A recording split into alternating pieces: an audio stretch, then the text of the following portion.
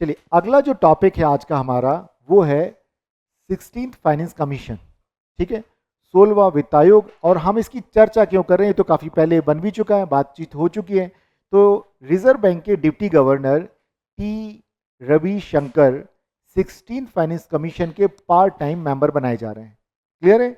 और ये क्यों? क्योंकि ये किसकी जगह रहे? अजय नारायण झा ने अपना रिजाइन कर दिया और उनकी जगह पे ये जा रहे हैं। ठीक है, तो ध्यान रखेंगे किसका रिजिग्नेशन हो चुका है? अजय नारायण झा का। और उसकी जगह कौन जा रहे हैं? बताइए, नाम बताइए। रविशंकर। ठीक है, टी रविशंकर। ठीक, तो ये अब यहाँ पर कुछ बातें हम करते हैं कि what is finance commission and what are the role of finance commission. इन मुद्दों पे देखेंगे। ये अजय नारायण झा को ने इस्तीफा दिया है, उन्होंने रिजाइन कर दिया है, उनकी जगह पे टी रविशंकर आ रहे हैं। क्लियर है? चलिए, तो अब देखते हैं कि फाइनेंस कमीशन क्या होता है। तो finance commission is a constitutional body, जो कि कॉन्स्टिट्यूशन के आर्टिकल 280 में मेंशन किया गया है। ठीक है, इनके बारे में दिया हुआ है। और अगर बात करें तो ये इसका मेन काम क्या होता है, ये क्या काम करता है? Its primary function is to recommend the distribution of tax revenue. मतलब जो टैक्स से जो पैसा इकट्ठा होता है, सरकार का रेवेन्यू आता है, उसका राज्यों के बीच में किस तरह से डिस्ट्रीब्यूशन या बंटवारा किया जाए, ये बताता है, इस बात की सिफारिश करता है। और इसके अलावा और क्या करता है? इसके अलावा ये बताता है it also access the financial needs of local bodies like panchayat and municipals. Panchayat और म्युनिसिपल बॉडीज जो होती हैं, उनकी फाइनेंशियल कितनी ज़रूरतें हैं, उनकी आर्थिक ज़रूरतें क्या हैं, उनका भी मूल्यांकन करना और राज्यों को भी बोलना। और तो देखिए, पंचायत और म्युनिसिपल को जो पैसा आता है कहाँ से आता है? तो स्टेट फाइनेंस कमीशन से आता है। और सेंट्रल फाइनेंस कमीशन जो रिकमेंडेशन देता है सेंट्रल गवर्नमेंट को, वहाँ से भी पैसा आता है। दोनों तरफ से आता है इनके पास। ठीक है, ध्यान रखिएगा। अब अगला देखें भाई, क्या है, टेन्योर कितना है?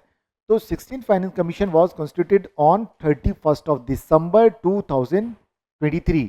तो कितना 31 दिसंबर 2023 को इसकी स्थापना की गई।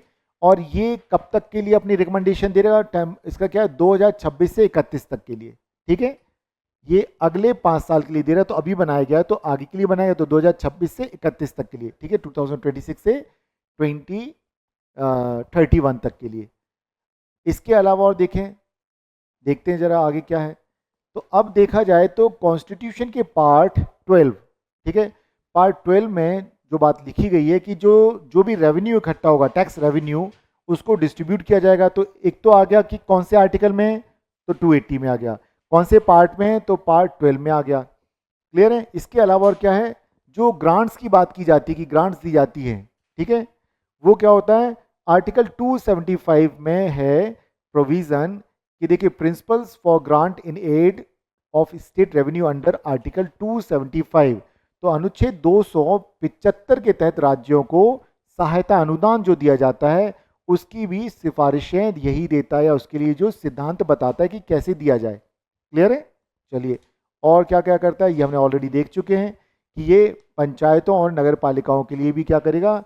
जो स्टेट फाइनेंस कमीशन है वहाँ पर उनको बोलेगा कि वो दें, और राज्य सरकारों को बोलेगा। तो ये सेंट्रल वाला भी वहाँ के लिए, और अलग अलग फाइनेंस जो माफ कीजिएगा, अलग जो कमीशन होते हैं, इनके अलग अलग हेड भी होते हैं, जहाँ से ये जाते हैं और वहीं से इनके लिए पैसा जाता है। क्लियर है? तो केंद्र का जो है फाइनेंस कमीशन, स्टेट का फाइनेंस कमीशन, ये दोनों ही रिकमेंडेशन देते हैं लोकल बॉडीज के लिए। तो ध्यान रखें, कभी अगर यूपीएससी में प्रश्न आ जाए, ठीक है, कि पंचायतों के लिए राज्य वित्त आयोग जो स्टेट फाइनेंस कमीशन है, उसकी रिकमेंडेशन के आधार पर पंचायतों को राज्य सरकार वित्त का निर्धारण करती है, और केंद्र का इसमें कोई योगदान नहीं होता है। तो ये गलत होगा। तो केंद्र सरकार भी, सेंट्रल गवर्नमेंट और स्टेट गवर्नमेंट दोनों ही देती हैं। तो स्टेट फाइनेंस कमीशन के लिए आर्टिकल कौन सा होगा? 243। ठीक है, ध्यान रखेंगे, आई। ओके, तो इनको याद रखना, कहीं जिसको नहीं मालूम है वहीं नोट कर लें, 280 के बगल में नोट कर लीजिएगा, और इसी तरीके से करना।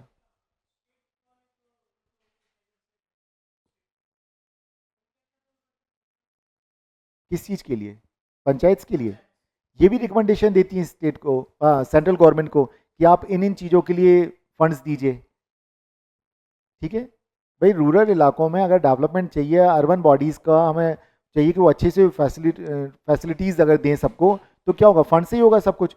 और राज्य के पास पैसा कम होता है, सेंट्रल के पास पैसा ज़्यादा होता है। हम हमेशा देखते हैं फाइनेंस कमीशन का काम यही है कि जो भी टैक्स रेवेन्यू इकट्ठा हुआ है वो क्या करना, डिस्ट्रीब्यूट बिटवीन स्टेट्स, सभी राज्यों के, और ज़रूरतें कितनी है, राज्य की जनसंख्या कितनी, राज्य कितना बड़ा है, उसके आधार पर दिया जाता है। तो उनके अपने तय फार्मूले बना रखे हैं उन्होंने।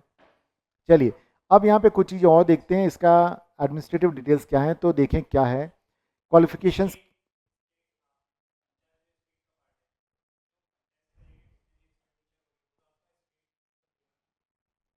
स्टेट देगा, मैं बताता हूँ। देखिए क्या होता है कि जो भी ग्राम पंचायत या नगर पालिका है, हम सब जानते हैं कि भारत किस तरह का देश है, एक फेडरल स्टेट है बट एक यूनियन भी है, ये भी हम जानते हैं। तो केंद्र सरकार की तरफ से ग्रांट्स मिलती हैं। क्या मिलती है? ग्रांट्स, अनुदान। और ग्रांट्स और लोन में क्या डिफरेंस होता है? रिटर्न और ग्रांट्स दिए जाते हैं कि भाई देना। तो वहां से ग्रांट्स के लिए यही रिकमेंडेशन देते हैं, सेंट्रल गवर्नमेंट से ग्रांट्स आती है। ये मैं इसलिए बता, स्टेट अलग से देगा, स्टेट अलग से दे देगा, और सेंट्रल कमीशन भी रिकमेंडेशन दे रहा है सेंट्रल गवर्नमेंट को, तो वहां से भी इनके लिए आता है।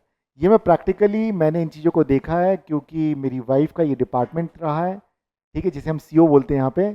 तो वो हम लोग चर्चा चलती थी, जब भी फाइल्स देखता हूँ, अच्छा ये सेंट्रल फाइनेंस कमीशन से ये ग्रांट्स आई हैं, ये स्टेट फाइनेंस कमीशन से ये ग्रांट आई, ताकि सरपंच वगैरह बोलते थे बहन जी मैडम जी कितना पैसा कहाँ से आया। तो ये प्रैक्टिकल तरीके से ऐसे होता है, अलग अलग होता है, और उसके अलग अलग तरीके से खर्च कर, यहाँ तक कि वहाँ से पूरे डायरेक्शंस आ जाते हैं इस पैसे को कहाँ किस योजना पे खर्च करना है, इसके साथ आता है। स्टेट डिमांड करता है, स्टेट डिमांड करता है कि हमें इतने पैसे चाहिए। देखिए क्या होता है, इसको समझिएगा ध्यान से। जैसे एक विलेज है, ठीक है ना, इसको समझ जाइए। एक विलेज है, और विलेज के जो भी सरपंच हैं और मेंबर्स हैं, वार्ड मेंबर्स हैं, ये देखते हैं कि उनको अपने गांव में क्या रिक्वायरमेंट है। तो उस रिक्वायरमेंट को वो लोग सब जाएंगे ग्राम सभा के सामने रखेंगे, और वहां से एक प्रपोजल पास होगा कि भाई हमें ये चाहिए। फिर वो जाएगा कहाँ? बीडीओ के ऑफिस में जाएगा। बीडीओ साहब उसको लेकर के फिर कहेंगे डिस्ट्रिक्ट डेवलपमेंट ऑफिसर के ऑफिस में देंगे। फिर वो डिस्ट्रिक्ट मजिस्ट्रेट के पास जाएगा, डिस्ट्रिक्ट मजिस्ट्रेट फिर कैपिटल में भेजता है सीधा, ठीक है। डिस्ट्रिक्ट मजिस्ट्रेट सीधा रिपोर्ट करेगा कहाँ? जो भी स्टेट, स्टेट की कैपिटल मतलब वहाँ मिनिस्ट्री में, ठीक है, वहाँ पे जो डायरेक्टरेट है वहाँ पर देगा। जैसे पंचायत डिपार्टमेंट का जो बड़ा ऑफिस हो गया पूरी स्टेट का, वहाँ पर देगा। अब वो क्या हो गया, वहाँ पे आ गया सारा कि अच्छा इतने इतने चाहिए, हर गांव का आ गया वहाँ पे। तो पता चला कि भाई 200 करोड़ रुपए इस योजना के लिए चाहिए। अब वो क्या हुआ, स्टेट गवर्नमेंट जो है वो भेजेगी सेंट्रल गवर्नमेंट के पास, ठीक है, पंचायत मिनिस्टर के पास भेजेगी हमें इतना चाहिए। अब इन सारी चीज़ों को फिर रखा जाएगा फाइनेंस कमीशन के पास भी, फिर डिसाइड किया जाएगा अच्छा रेवेन्यू इतना है तो किस किस को कितना कितना ग्रांट अलोकेट किया जाए। इस तरीके से डिस्ट्रीब्यूशन होता है। और पुराने टाइम में, आज तो नीति आयोग है, पुराने टाइम में जब प्लानिंग कमीशन की मीटिंग्स होती थी तो वो ऐसे स्टेट में आते थे, और हर डिस्ट्रिक्ट मजिस्ट्रेट को उनके साथ मीटिंग में जाना होता था। इवन दिल्ली भी बुला लेते कि भाई हम स्टेट में नहीं आ रहे, दिल्ली आइए। ये मैंने अपने पिताजी को करते हुए देखा है कि वो आते थे, भाई प्लानिंग कमीशन का कोई मेंबर आया, वो मीटिंग ले रहा है, आपके डिस्ट्रिक्ट में कितना खर्चा होना, अलग अलग डिपार्टमेंट ने आपको दे दिया, कलेक्टर को दे दिया, कलेक्टर लेकर के रखेगा कमीशन के सामने, स्टेट गवर्नमेंट रखेगी। इस तरीके से होता है। क्लियर है? तो ये तरीका है। आप बिल्कुल जायज़ क्वेश्चन है कि कैसे किया जाता है, तो ये तरीका होता है, और वहाँ से ग्रांट्स मिलती है। और ये जो ग्रांट्स मिलती हैं ये लौटानी तो है नहीं, तो ये पूरी तरीके से उपयोग किया जाता है। बस होता ये कि वो बता देते कि ये इस स्कीम के लिए खर्च किया जाएगा। ज़्यादातर जो सेंट्रल से पैसा आता है वो सेंट्रल स्कीम्स भी खर्च किया जाता है। जैसे मनरेगा स्टेट की स्कीम नहीं है, वो सेंट्रल की स्कीम है, तो उसके लिए क्या करेंगे, जो वहाँ से फाइनेंस कमीशन से जो फंड आया है, या वहाँ से बजट में एलोकेशन किया कि भाई मनरेगा के लिए इस बार हमने 8,000 करोड़ दिए, तो अलग अलग राज्यों के लिए उतना जो उनकी डिमांड की गई उसके अकॉर्डिंगली उनको एलोकेट किया जाएगा फंड। क्लियर है? तो इस तरीके से होता है प्रैक्टिकली। चलिए अब यहाँ पे देखें कि इनके क्वालिफिकेशंस क्या होती, कौन होते हैं। तो यहाँ अगर देखा, member should have judicial experience और be a qualified to be a high court जज।